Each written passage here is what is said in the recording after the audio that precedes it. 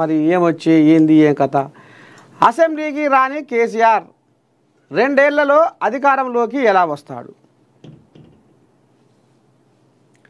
మొదటి టర్ములో కాళేశ్వరం పేరిట దోపిడీ, రెండో టర్ములో ధరణి పేరిట దోపిడీ, కల్వకుంట్ల కుటుంబంలో దోచుకున్న సొమ్ము పంచుకునే వాటాల పంచాయతీ నడుస్తుంది. రహమత్ నగర్ డివిజన్ ఇంటింటి ప్రచారంలో మంత్రి కోమటిరెడ్డి వెంకటరెడ్డి. అయితే ఇక్కడ అసెంబ్లీకి రాని కేసీఆర్ రెండేళ్లలో అధికారంలోకి ఎలా వస్తాడు? మరి సరే, ఇప్పుడు అసెంబ్లీకి వస్తలేడు అంటే ఆయన పానం బాగలేదనా, లేకపోతే జ్వరం వచ్చిందనా, ఇంకా అదానా ఇదానా ఏదో ఒకటి వంక. ఎట్లా తప్పించుకునే ఉపాయం. కానీ వెనకడికి ఎలక్షన్ల ముందర కూడా వీళ్ళు పాపం ఆయనకు కేసీరావు బాధ ఏంటంటే కాంగ్రెస్ వాళ్ళు మాట తప్పిర్రు. ఏం మాట తప్పిర్రు? చెంచలగూడ జైల్లో డబుల్ బెడ్రూమ్ కట్టిస్తా అని చెప్పారు.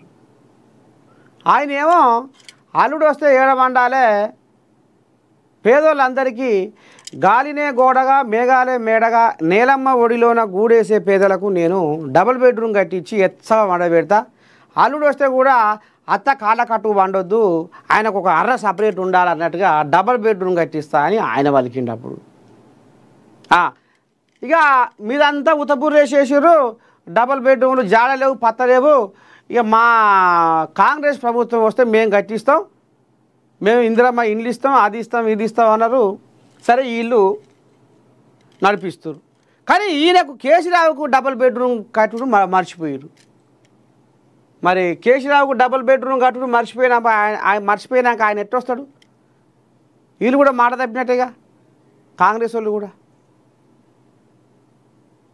అసెంబ్లీ ఎలక్షన్ల ముందర మీరు సభలల్లో పదే చెప్తురి ఆయన చేసిన స్కాములు కానీ, ఆయన దోపిడీ, ఆయన అవినీతి అంతా కక్కిస్తాము, ఆయనని జైల్లో పెట్టి షిప్పకూడ తినబెట్టి డబుల్ బెడ్రూమ్ కట్టిస్తామని చెప్తురి. ఇంతవరకు ఆయనకు చెంచలగూడ జైల్లో మీరు అన్నమాట ప్రకారం డబుల్ బెడ్రూమ్ కట్టియాలి అవుతుంది. మీరున్నారు ఆ మాట మీద. అసెంబ్లీకి రాని కేసీఆర్ రెండేళ్లలో అధికారంలోకి ఎలా వస్తాడు? ఇక ఆయన మొత్తం ముసవాళ్ళని వేసి ఇప్పుడు బాయ్కానే ఉండు, ఇంకేడో వస్తాడు. అసెంబ్లీ కాదు, గేటు కూడా దాటట్లేడు. ఎందుకంటే వాళ్ళ ఇంట్లో పంచాదే ఇప్పుడు మోపైపోయింది. ఓ దిక్కు బిడ్డ, ఓ దిక్కు కొడుకు, ఇంకో దిక్కు అల్లుడు. వాళ్ళ పంచాయతీ వాళ్ళు తస్వ చేసుకుంటేందుకే వాళ్ళకు అంతా పురిగలవని వ్యవహారమైంది సారు.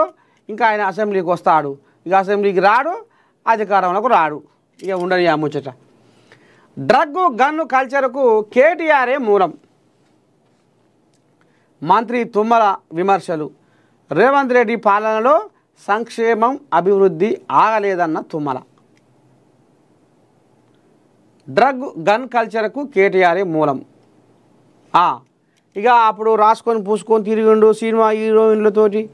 సినిమా హీరోయిన్లను మొత్తం అంతా సోపత్ చేసి ఇక డ్రగ్స్ కథ కూడా తెర మీద తీసుకొచ్చిండు.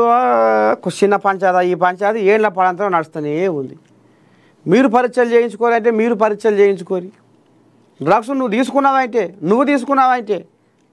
ఇక గిసపోయి పంచాయతీ